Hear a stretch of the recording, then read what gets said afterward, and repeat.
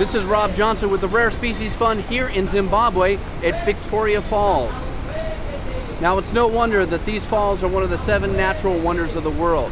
They're nearly twice the height of Niagara Falls, and believe it or not, we're in the dry season right now. In a couple months, these falls could be almost a mile wide.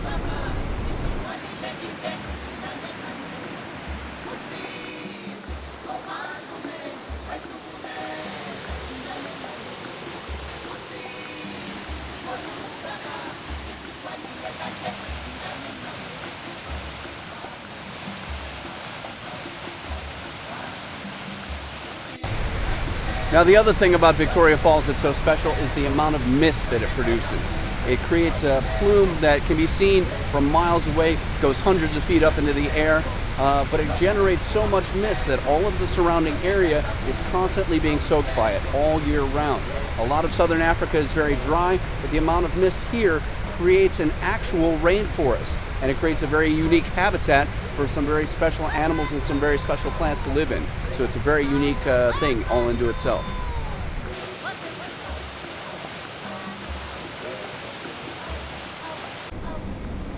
Now, Victoria Falls is the official dividing line of the upper and the lower Zambezi River, and the rainforest that surrounds the Victoria Falls only makes up a very small portion of the wildlife that lives in the area. Just a little bit further upstream, we have the Zambezi National Park.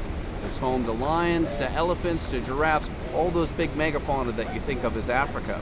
And the Rare Species Fund helps to support the Victoria Falls Anti-Poaching Unit. And that's who we're going to go meet now. We're going to go out on patrol with them.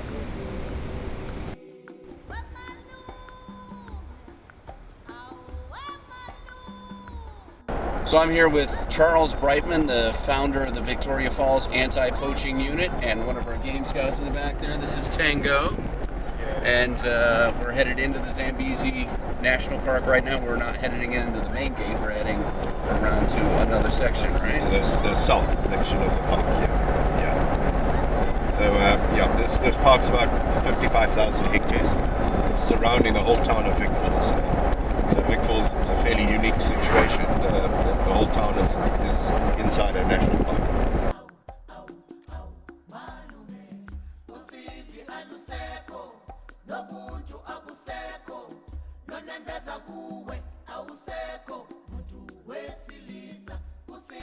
And here we are. This is a couple of things the Rare Species Fund is donating to the Victoria Falls Anti-Poaching Unit. We have a digital SLR so they can document and take photos of everything that we're doing out there. Yep. And a GPS, so we've got all the coordinates of what's going to happen. So yes, this type of data is invaluable to our operations, and thank you very much. Yeah, pleasure. So we're happy really to support all of it. Yeah. So.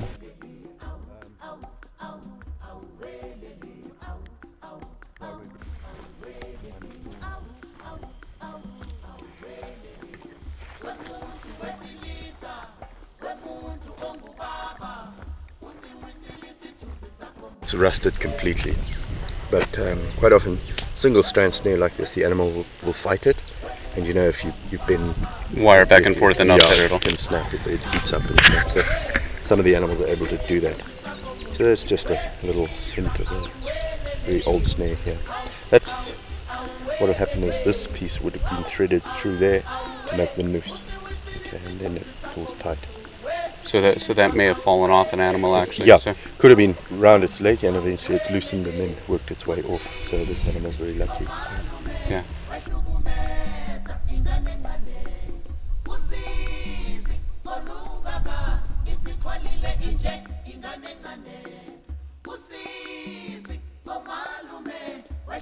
Okay, so you can see here this is a well-established game trail. That's a pathway made entirely by the animals, such as you can see elephant dung here on the ground. They're the ones that make it wide.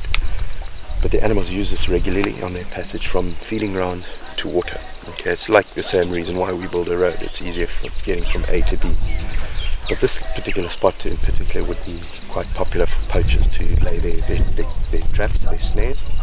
Then they would suspend the noose over those branches and down here. And so the noose would hang in this, just over the game trail here. So animals will come along and walk through it, and it gets around their neck. And being a hangman's noose, it tightens and tightens, and they fight it more. It can cut into their throats or strangulate them. Sometimes though, it'll often just get around their foot, so you get animals that are trapped just above the hoof.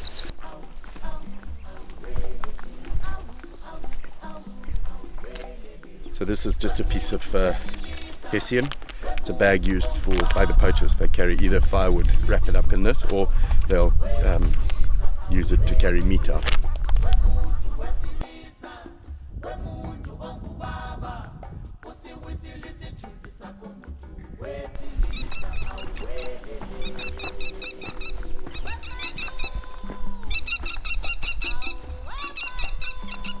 Did you know about this? No. I think it's a lion, huh? Yeah. Let's see if there's any wire on the neck. Yeah. There's nothing. You see wire on the legs? Nothing, Yeah. nothing, nothing. 3 out of 4, there's no wire. And then here, nothing. There's no knife, huh? Yeah. So pleased to say natural kill. Probably the lion. You know, their footprints we saw there. Yeah. And again, what perfect place to ambush a buffalo having a drink. And you just come from the trees and just jump on the buffalo. So no poachers, lion kill. Buffalo. A cable snare designed for elephant, buffalo. So this end the poachers would tie around a very big tree. So it's secured. And then this end would be suspended like this over a game trail. So you can see as the animal walks through. Okay, be the buffalo, Tango. There he walks through and it pulls and pulls and pulls, and you can see the more it pulls, the more trouble it gets into. Yeah, the And it tighter it's, tightens and- yeah. So horrible death traps. So as I say, it's since our operational time we've removed just over 21,000 of these wire traps from the wood. So I'm traveling with one of the local tour operators that donates flight time in their helicopter to the Anti-Poaching unit.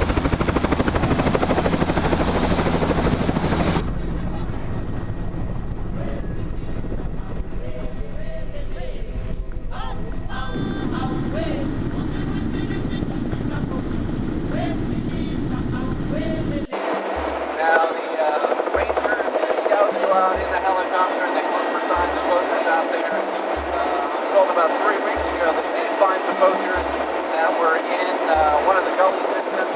They tried to hide the camp, but they had a whole bush camp set up there that they were running.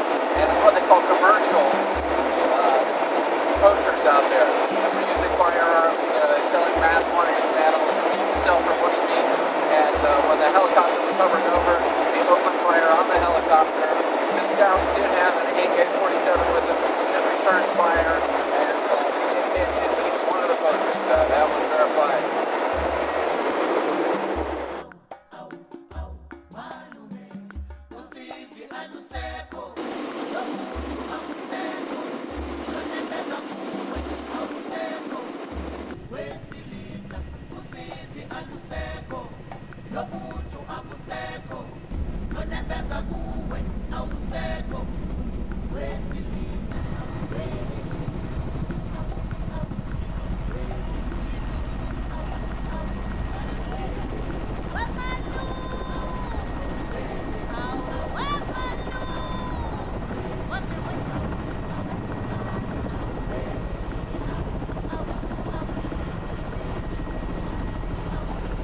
So the Rare Species Fund, we had a very interesting time out there, going on patrol looking for snares, and we think that it's incredibly good work that these guys are doing, the Victoria Falls Anti-Poaching Unit. And one of the things that Rare Species Fund wants to do is help sponsor the scouts out there. So Tango, we're going to pay your salary for December. So keep up the good work, and thank you so much for all the work that you're doing. So Thank you very Okay. much. All right. Keep on sponsoring us. Yep. You're doing good work. Supporting our unit. Thank you very much. all right, thanks. Thanks for your job doing. All right. Thank you very much.